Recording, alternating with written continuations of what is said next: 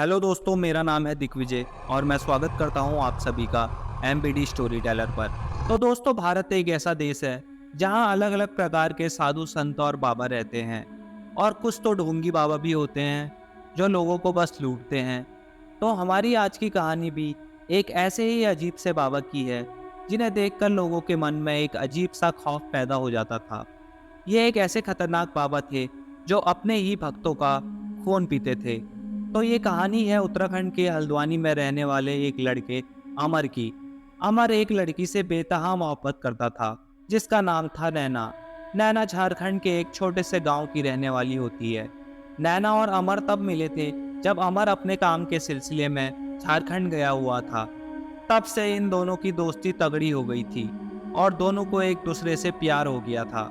अमर ने नैना से शादी करने के लिए बहुत बार कहा था, लेकिन नैना मजबूर थी क्योंकि उसकी पढ़ाई अभी ख़त्म नहीं हुई थी।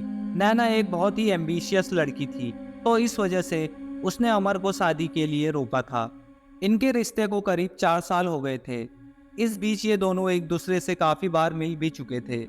दोनों में गहरा प्रेम था। फिर जब नैना की पढ़ाई ख़त्म होती है और उसको एक अच्छी खासी नौकरी मिल जाती है, तब वो अमर से शादी के लिए हाँ कर देती है और अपने घर वालों से अमर से शादी की बात करती है। घर वाले मान तो जाते हैं, लेकिन उनकी शर्त होती है कि वो पहले अमर से मिलेंगे, तभी शादी के लिए हाँ करेंगे। तो नैना ये बात अमर को बताती है कि उसे उसके माँ बाप से मिलने के लिए झारखंड आना होगा। अमर मान जाता है और उत्तराखंड से झारखंड के लिए निकलता है। वो अपने घर से अपनी कार लेकर स्टेशन तक जाने के लिए निकलता है। तो रास्ते में एक अनजान लड़की उससे लिफ्ट मांगती है। उस लड़की को अमर ने उस इलाके में कभी नहीं देखा था, जबकि उसका वहां से हमेशा आना जाना था। वो लड़की काफी घबराई हुई होती है और काफी हड़बड़ाहट में होती है। ये देखकर अमर अपनी गाड़ी रोक देता है और उसे अपनी गाड़ी में बैठने की अनुमति देता है। वो लड़की गाड़ी में बैठ जाती है। फिर अचानक से वो लड़की गाड़ी में उसके साथ अश्लील हरकत करने लगती है। ये देखकर अमर अपनी गाड़ी साइड में रोकता है और उस लड़की को गाड़ी से उतरने को बोलता है। लड़की गाड़ी से उतर जाती है, लेकिन उसके बाद उसकी गाड़ी स्टार्ट नहीं होती। गाड़ी खराब हो जाती है। फिर गाड़ी को वहीं पर छोड़कर वो वहाँ से चला जाता है। फिर उसे उसका एक दोस्त मिलता है। वो अपने दोस्त से कहता है कि वो उसे अपनी बाइक से जल्दी रेलवे स्टेशन छोड़ दे, क्योंकि उसकी ट्रेन होती है झारखंड की।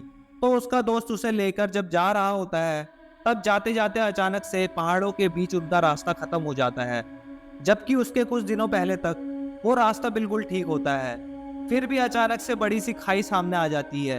अमर का दोस्त जल्दी से ब्रेक लगाता है और वो दोनों खाई में गिरते गिरते बचते हैं। उन दोनों को बड़ी हैरानी हो रही थी कि जिस रास्ते से वो हमेशा रेलवे स्टेशन के लिए जाते हैं, वो रास्ता अचानक से ऐसे कैसे खत्म हो सकता है।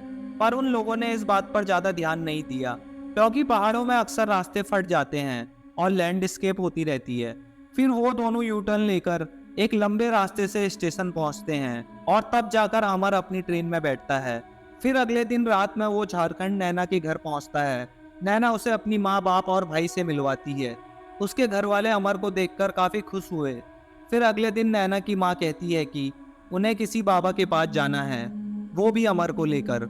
अमर बात मान लेता है और फिर नैना और नैना का परिवार और अमर वो बाबा से मिलने के लिए निकल पड़ते हैं। काफी देर तक जंगलों के बीच से निकलते निकलते अमर को एक कुटिया नजर आती है। अमर को वहां की एनर्जी थोड़ी अजीब सी लग रही थी।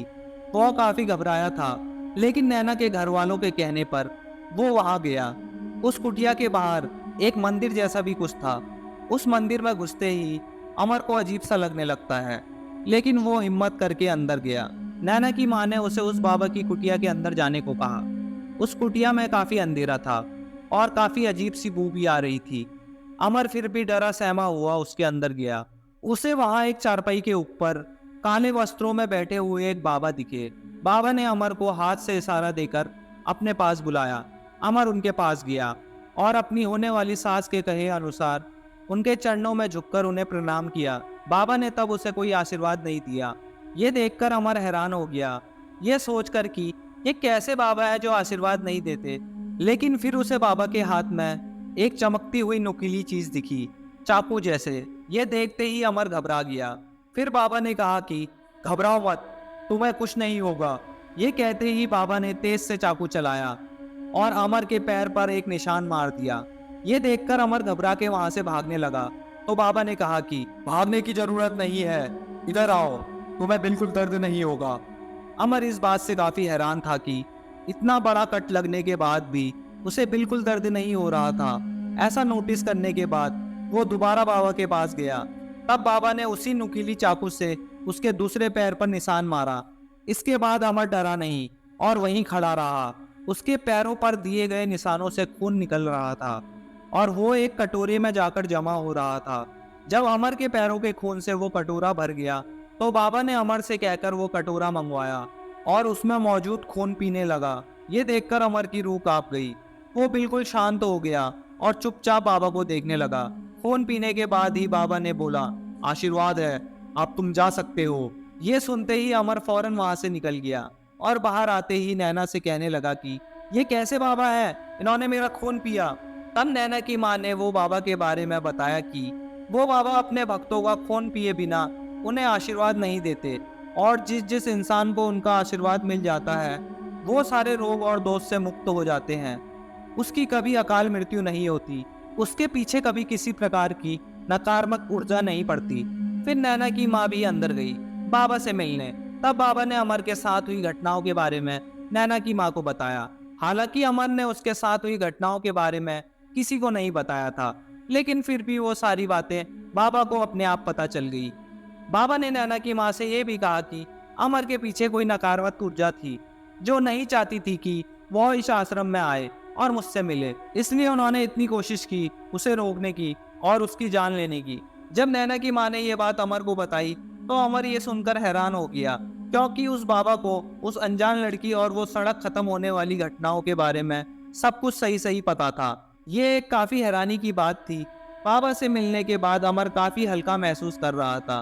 फिर उसके कुछ महीनों बाद अमर और नैना की शादी हो गई, लेकिन आज तक अमर को ये बात पता नहीं चल पाई आखिर वह लिफ्ट मांगने वाली अनजान लड़की कौन थी और वो रास्ता अचानक से अपने आप कैसे खत्म हो गया। तो दोस्तों, आशा करता हूँ कि आपको वीडियो अच्छी लगी होगी, तो वीडियो को लाइक कर दीजिए, चैनल को सब्सक्राइब कर दीजिए। अपने थॉट्स आप कमेंट सेक्शन में दे सकते हैं। Thank you for watching the video guys, bye.